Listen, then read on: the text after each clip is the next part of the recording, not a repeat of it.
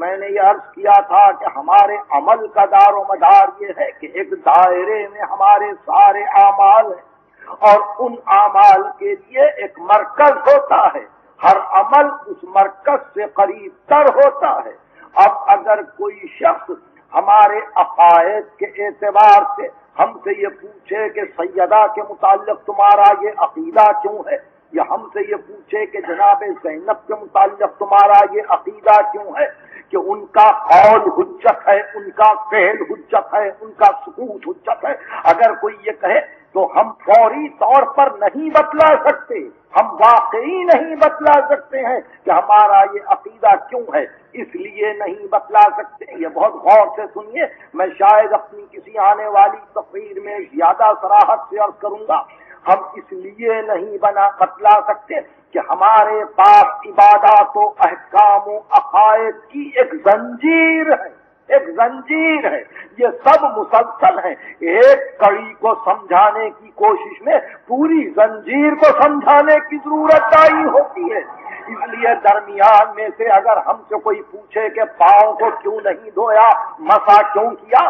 سر پہ مسا کیوں کیا، تو ہم صرف یہی کہیں گے کہ ہمارے پاس مجتہد عالم کا فتویٰ یہ ہے۔ اس سے زیادہ ہم استدلال نہیں کر سکتے، مجبوری نہیں ہے مگر ہم نہیں کر سکتے یا نہیں کرنا چاہتے۔ اس بحث کو پھر سمجھنے کی کوشش کیجیے، یعنی درمیان میں سے آپ کے احکام و عبادات کے کوئی شخص کسی مسئلے کو لے کے پوچھے کہ اس کو سمجھانے کی کوشش کیجیے تو آپ کا واحد جواب یہ ہوگا مجتہد عالم کا فتویٰ ہے، اگر فروع دین میں ہے اور اگر اصول میں ہے تو ہمارے عقائد، اور اگر اس نے کہا کہ مجتہد عالم کا فتویٰ کس بنا پر، آپ نے کہا نفس معصوم کی بنا پر، نفس معصوم کی بنا پر، اس بات سے کہ امام حسن عسکری اور حضرت حجت نے یہ فرمایا۔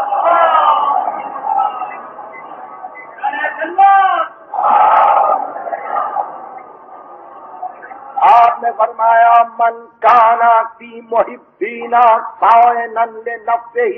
حافظا لدینہ مطیعا لامر مولا مخالفا للہوا فللعوام ان یقلدوہ۔ اب میرے دوستوں میں سے جو کوئی دین کا محافظ ہو اور امر الہی کی صیانت کرنے والا ہو، دیانت کے ساتھ احکام کو سمجھنے والا ہو، اللہ کے حکم کا اطاعت گزار ہو، اپنے ہوا و ہوس کی مخالفت کرنے والا ہو، تو عوام کے لیے لازم ہے کہ اس کی تقلید کریں۔ ہمارے پاس تقلید اس لیے نہیں ہے کہ مجتہد کہہ رہا ہے میری تقلید کرو، ہمارے پاس تقلید اس لیے ہے کہ معصوم کہتا ہے کہ جس کو اس منزل کمال پر پاؤ تقلید کرو۔ تو ہم سے آپ نے مسئلہ پوچھا، ہم نے کہا فتویٰ، آپ نے کہا فتویٰ کیسا، ہم نے کہا مجتہد عالم کا فتویٰ، آپ نے کہا مجتہد عالم کیا چیز ہے، ہم نے کہا نفس معصوم، آپ نے کہا نفس کیا چیز ہے، ہم نے کہا معصوم کی طرف سے حجت کا آ جانا، آپ نے پوچھا معصوم کیا ہے۔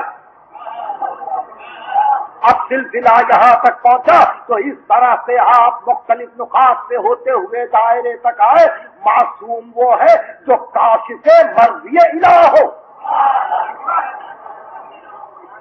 معصوم وہ ہے جو مرضی پروردگار کو کشف کرے، بتلائے کہ یہ ہے اللہ کی مرضی۔ تو معصوم وہ ہے جو کاشف مرضی معبود ہو، مجتہد عالم وہ ہے جو کاشف مرضی معصوم ہو۔ اس طرح سے ہمارے اعمال مسلسل ہو جاتے ہیں مرکز تک۔ اب انہوں نے کہا کہ معصوم بن گیا کیسے، ہم نے پھر کہا کہ معصوم بنتا ہے نفس رسول سے، نفس رسول سے۔ اگر رسول فرما دے، رسول کی نفس موجود ہو تو وہ سلسلہ عصمت ہے، اس لیے کہ یہ مرکز ہے اس دائرے کے لیے جہاں سے اعمال ہمارے آگے بڑھتے ہیں، منشعب ہوتے ہیں۔ تو اس منزل پر جب نبی یا معصوم مرکز بن جاتا ہے پورے دائرے کے لیے اعمال کے، تو ہمارے احکام، ہمارے عبادات، ہمارے عقائد، مباح، مکروہ، مستحب، جائز، ناجائز، حلال، حرام، عزائم، رخصتیں، یہ سب کی سب منسلک ہو جاتی ہیں ایک مرکز سے۔ ہم کبھی اس فقیر سے اس فقیر سے اس فقیر سے بھیک نہیں مانگتے، ہم مسئلے کو مرکز سے لیتے ہیں اور مرکز ہم کو سارے راستے بتلاتا ہے کہ یہ رخصتیں ہیں یہ عزیمتیں ہیں۔ اس واسطے دنیا پریشان ہو جاتی ہے، درمیان میں سے کسی ایک مسئلے کو لے کے سمجھنے کی کوشش کرنا کہ متع کو سمجھا دیجئے، تقیہ کو سمجھا دیجئے، آپ مسئلہ بدا کو سمجھا دیجئے، ہم کیا بتلائیں کہ یہ زنجیریں ہیں۔